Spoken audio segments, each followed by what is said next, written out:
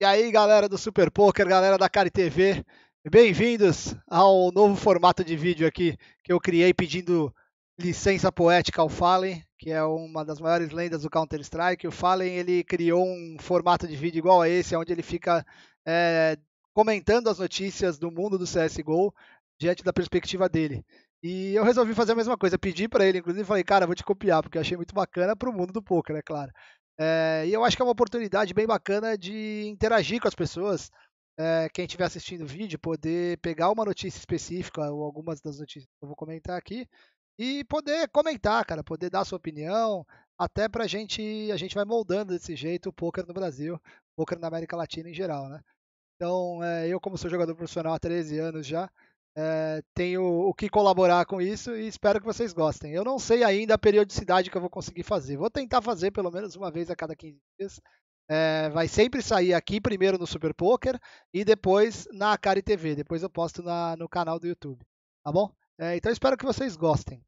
Não tem nada formal, não tem nada, é só a minha opinião também, não é a opinião nem do Super Poker, nem do Poker Stars, nem de ninguém, é a minha opinião pessoal sobre algumas notícias que rolam no mercado em geral, beleza? E também, às vezes, eu vou me dar o luxo de não falar só de poker. Vou falar sobre esportes, vou falar sobre alguma notícia legal que eu vi em algum site aí, portal de notícias legais, guardadas as minhas limitações, né? Dentro dos assuntos que eu mais tenho facilidade de falar, beleza?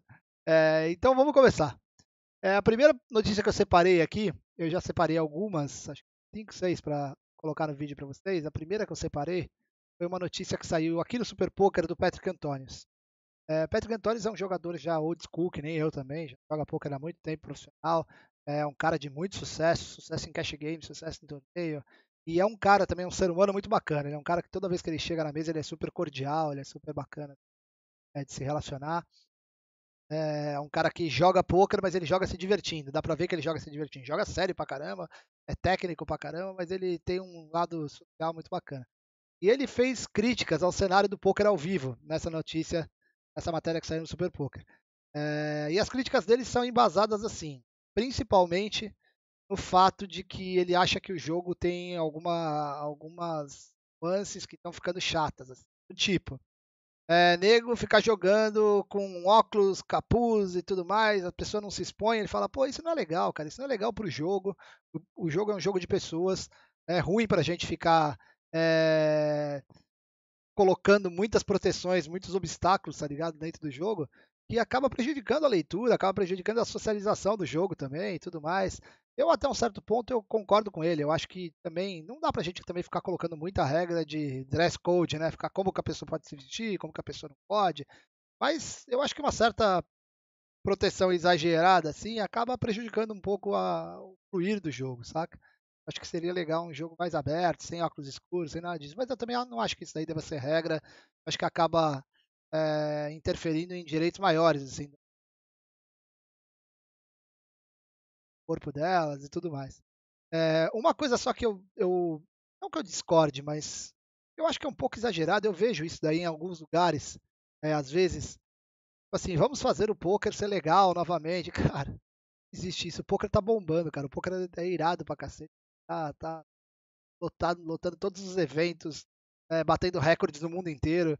E aí parece que o ser humano ele tem essa necessidade, né, de toda hora ficar relutando no que é legal, ele fica evitando a felicidade, né? Tipo, puta, mas seria muito bom se fosse como. Não, não seria muito bom se fosse como nada no poker. Seria muito bom se fosse como tá sendo mesmo.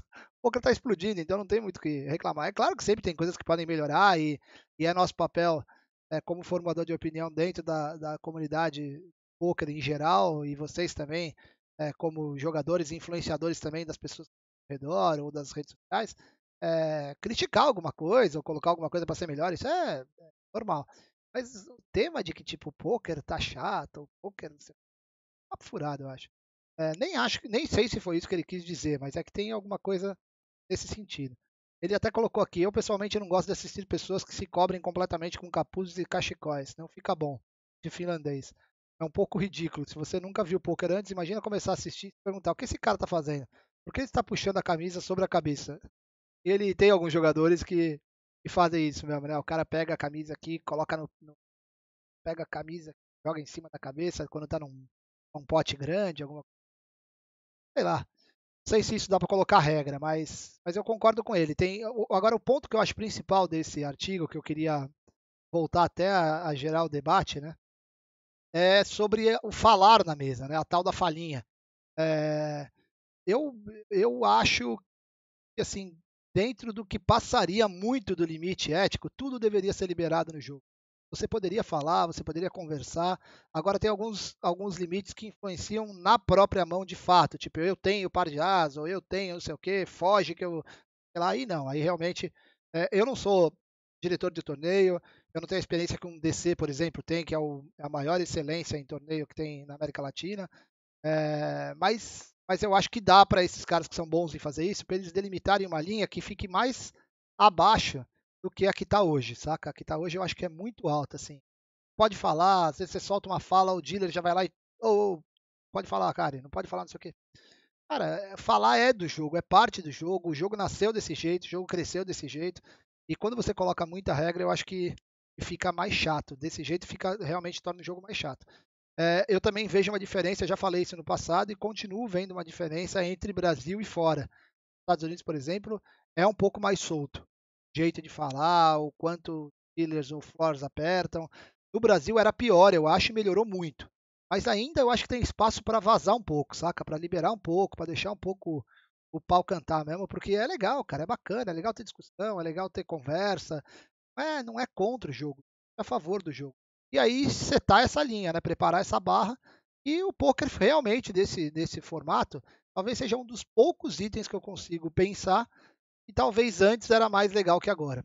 É o único ponto, porque de resto os fields, os valores, o tamanho dos torneios, as estruturas, as cadeiras, as mesas, as TVs, tudo é mais legal hoje do que era antes. As coberturas, fica mais legal hoje. As cartas expostas nos torneios que a gente está assistindo na TV, aqui no Super Poker tem eu não vejo nada que seja pior. Esse é um poucos pontos que eu vejo e talvez se soltasse um pouco mais a corda ia ficar mais bacana. Ó, mais uma notícia aqui, ó.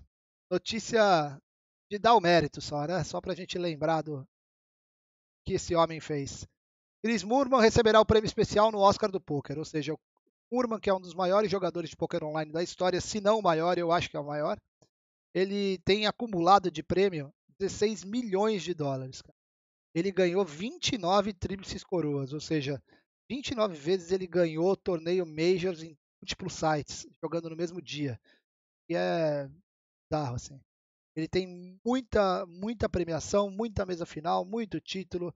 É fora do padrão comum do que deveria acontecer na vida de um jogador de poker online, pelo tempo que ele vem jogando e conquistando tudo isso.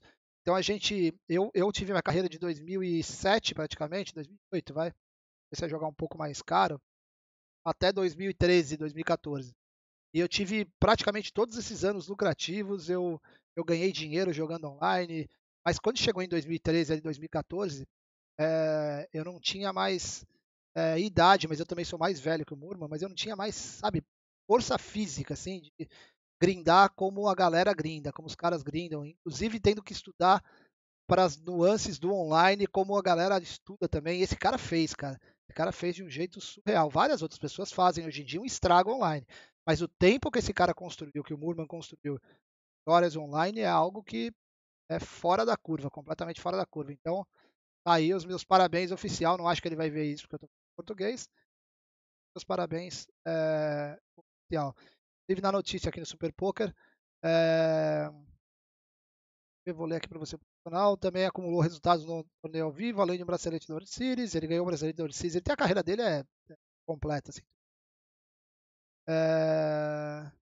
O sucesso do Chris no mundo do poker online é quase inigualável. Quase chegou a hora de escolher qual jogador seria reconhecido esse ano. Quando chegou a hora de escolher qual jogador seria reconhecido esse ano, nunca houve nenhum debate.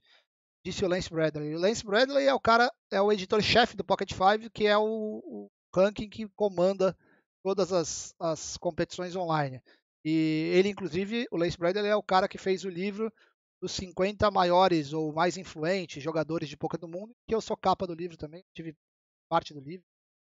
Mega satisfeito por isso e agradeço demais o Lance por ter me dado. Mas o que o Murman fez no online realmente é fora de cogitação. Assim, chegou perto. E a gente tem alguns monstros aqui que são candidatos a isso, como um João Simão, B. Dias, o João Matias que jogava, agora parece que já não está grindando tanto, o Peçanha fez estrago online, um monte de gente, né? Não dá nem para citar, um monte de gente fez muito estrago online, crema e tudo mais, mas o que ele fez eu acho que nenhum brasileiro chegou perto de fazer ainda, vai ser difícil de bater. Tomara que bata, né? Eu não vou ser, mas tomara que alguém bata. Bora para outro tema, então, outra notícia. Essa daqui é legal, cara, essa é bacana. Jogadora critica staff da World Series após erro e gera polêmica, entende a opinião? Bom, essa mulher aqui, ó, ela chama Cat Valdez. Ela estava jogando, ela foi jogar um evento da World Series Circuit no Baileys. Se eu não me engano, acho que é no Baileys de Las Vegas, né? E aí, ela foi jogar o evento, olha o que aconteceu com a mulher, cara. Tava tendo o main event, que eram $1.000 e poucos, se eu não me engano, e aí tinha um evento paralelo, que era $1.700 o main event, tá aqui na notícia. E tinha um evento paralelo de $400. Eu acho, $400. Ela pegou e foi e se registrou para o evento de $400. Aí o que aconteceu? O Flor que pegou o ticket dela, ela não fez nada de errado, ela foi super ética, fez super correto até esse ponto. Foi lá e deu o ticket pro cara, o cara pegou as fichas da mesa ali, colocou o cartãozinho dela da cadeira, foi acompanhando ela e colocou ela na mesa. Colocou ela na mesa do main event, de 1.700 e não do de 400. Ela pegou e sentou, pegou as fichas e começou a jogar. E ela não se ligou até um certo ponto que ela estava jogando o torneio errado. E ela começou a jogar, perder ficha, ganhar ficha. Eu não sei como que foi a variação de stack dela, mas jogou. E jogou bastante, jogou muito tempo. Chegou uma hora que ela mesmo, inclusive ela fez um vídeo no YouTube falando sobre isso, que ela mesmo viu que estava errado. Ela olhou e falou, putz, fiz merda, tô errado. Ou então dei azar, ou então dei sorte, sei lá. Tô no lugar errado.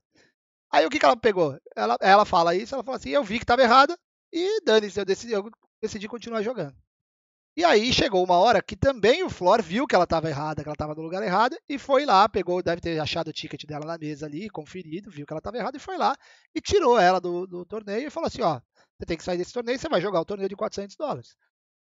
Ela pegou e ficou brava e falou que o Flor foi mal educado com ela, que tratou ela mal, que nada justifica. E ela pegou e foi embora. Saiu fora do torneio. Fora. Aí a questão é, e aí, você viu que o torneio estava errado? Você age ou você não age? Eu, na minha opinião, é, eu acho que tem coisas da vida, tem gente que gosta de falar que tem coisas que não tem certo e errado, tem coisa. Pra mim tem, cara, pra mim tem certo e errado. Você não pode fazer isso, pô. Você viu que tá errado, você tem que levantar a mão e acusar. Isso é parte do processo de ser honesto, de ser ético. É você ver que alguma coisa tá errada e você se manifestar. Não é só, mas ninguém falou nada, então. Não, porra. Não tem sentido fazer isso. Não é você achar uma nota de $100 no chão ou R$ 100 no chão e você pegar porque você achou. É você ver se tem alguma condição de alguém ter perdido e você saber que aquela pessoa perdeu e você devolver. Se não tiver nenhuma condição, se não tiver, aí tudo bem, mas esse caso não. Esse caso ela sabe, ela pode levantar a mão e falar, pessoal, tá errado. Aí o que ela argumenta é que ela não falou que estava errada porque ela ficou com medo de retaliação, ela ficou com medo que ia causar um caos do torneio e que os jogadores da mesa iam se rebelar e não sei o quê. E não tô dizendo que ela tá mentindo, mas, pô, esquisito, né? Eu não acho isso. Não consigo ver ela levantar. Eu tô pensando na situação real. Eu tô jogando ali, de repente eu vejo que eu tô errado, o que eu vou fazer? Flora? Tira, chama o Flora. Aí o cara, Flora. Aí chega o Flora ali. Cara, você me colocou no torneio errado, eu percebi agora. O que eu faço? O Flora vai falar, puta, desculpa, galera, errei, não sei o quê. A mesa vai falar, caramba, não sei o quê. Pode até ser um cara reclama, falar, você tomou minhas fichas, não sei o quê. Mas vai passar, em 1 minuto passou, você fez a coisa certa, você ajudou o Flora também, que cometeu um erro, a fazer a coisa certa e pronto. Agora, mais que isso, é o Flor ter sido antipático, mal educado, ou tratado ela de alguma forma violenta, não sei o quê. Aí não tem cabimento nenhum. É um erro ainda pior, eu acho, não tem sentido. Ele tem que simplesmente pedir desculpa, ver para ela se ela quer ir para o torneio, se ela quer pegar o dinheiro de volta dela do torneio. E por que pegar o dinheiro de volta dela do torneio? Porque é capaz que ela tenha ficado muito tempo no erro e os blinds tenham comido lá no outro evento que ela ia jogar, que provavelmente tem uma estrutura pior, e ela não pode sair prejudicada. Então, se ela quiser pegar o dinheiro de volta, ela pega, se ela quiser jogar, ela joga, e acabou. Eu acho que esse seria o mais correto, né? Na minha opinião, seria correto. Então, deixa aí a sua opinião, vê o que você acha, se você concorda comigo ou não, ou se você concorda com a Cat Valdez. Tá certo? Tem um vídeo dela no YouTube, inclusive, no canal dela do YouTube, falando sobre isso. Mais uma notícia aqui, ó. Notícia muito legal. Ela já é um pouco antiga, mas eu resolvi colocar, um pouco antiga assim, poucos dias atrás, eu acho. Mas eu resolvi colocar aqui porque é bacana para todo mundo saber, para a comunidade inteira saber. Poker online é legalizado no 5º estado americano. A West Virginia agora legalizou, o estado de West Virginia legalizou o poker online e colocou ele dentro das suas atividades completamente legais, pagando seus impostos. Virgínia, né? West Virginia, exatamente. E West Virginia é um dos menores estados dos Estados Unidos. Se eu não me engano, tem 2 milhões e alguma coisa de pessoas. E é mais um estado, é o quinto estado nos Estados Unidos que legaliza o jogo.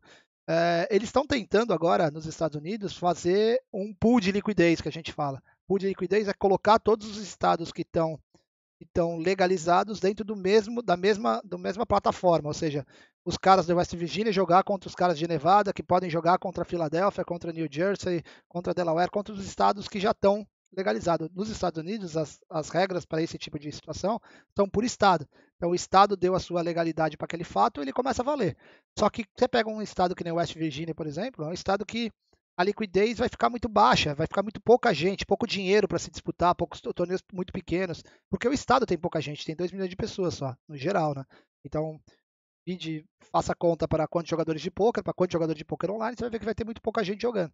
Então, mas assim, é um mega avanço e o caminho é esse, não vai ter saída. O caminho que está acontecendo nos Estados Unidos é isso aí mesmo. As coisas estão cada vez mais, desde que começou a Nevada em 2013, né, que está falando aqui na matéria do Super Poker, aí já veio Delaware, New Jersey, Pensilvânia e estão vindo outros, já estão outros a ponto da legalização. E isso é muito bom, cara, é muito legal para o poker mundial. Os Estados Unidos, quando estava aberto 100%, era o maior volume de poker no mundo inteiro disparado.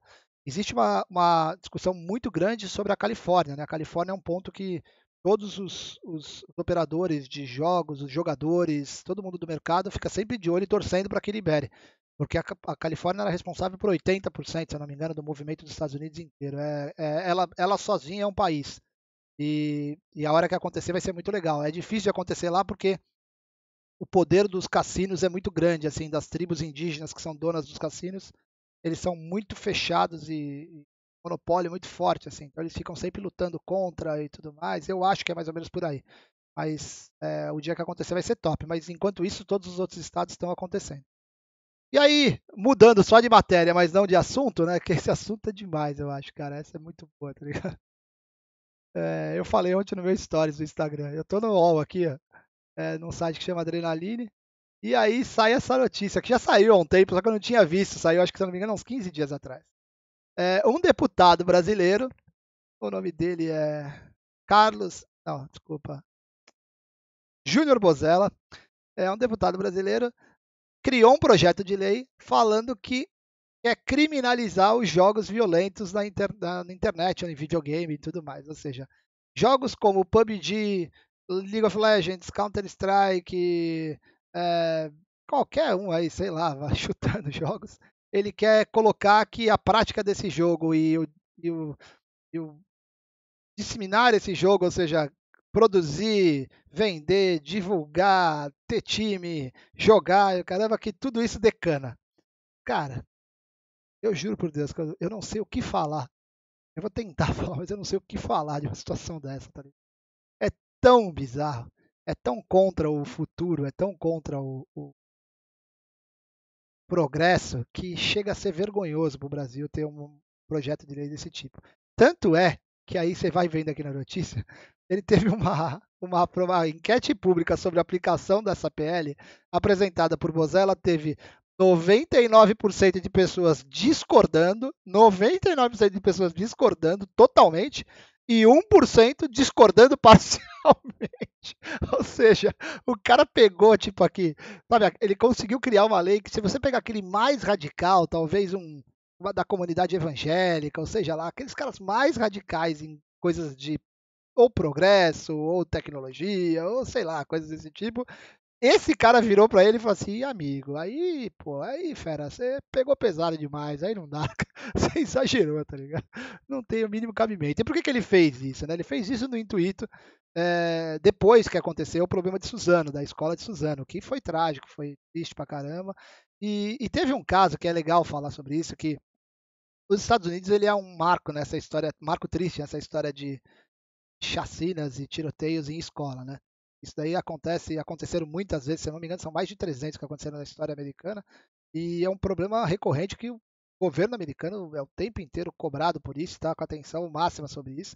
E no último que teve em Parkland, que é perto aqui do nosso QG, teve uma manifestação falando sobre games, falando que os games estavam envolvidos. E aí várias faculdades e vários estudos foram feitos sobre isso, já foram feitos no passado e foram divulgados e feitos também depois desse caso, falando que a lista de coisas que poderiam influenciar algo desse tipo, games, ela está muito atrás.